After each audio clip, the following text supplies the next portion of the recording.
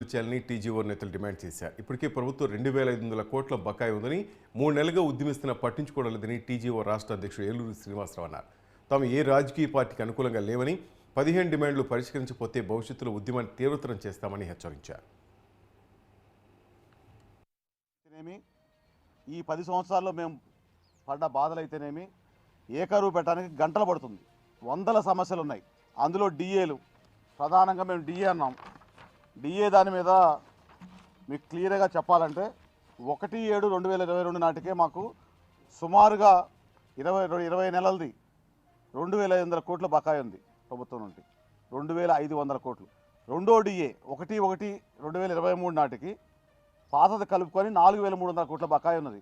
Arrears మొత్తం క్యాష్గా మాకు ప్రభుత్వం ఇస్తే 4,300 కోట్లు రావాలి. 1/7/2023 నాటికి 5,400 కోట్లు రావాలి. జీపీఎఫ్లో కలపటం లేదా రిటైర్మెంట్ అప్పుడు ఇవ్వటం లేదు, పూర్తిగా రద్దు చేసి ఇప్పటి నుంచి క్యాష్ ఇస్తా అంటాం కాకుండా మొత్తంగా యాజ్ టీజ్గా మాకున్న హక్కు ప్రకారం ప్రభుత్వం ఇవ్వవలసిన డిఏ యాజ్ టీజ్గా ఇస్తే 3 డిఏలు అది ఎప్పుడూ 1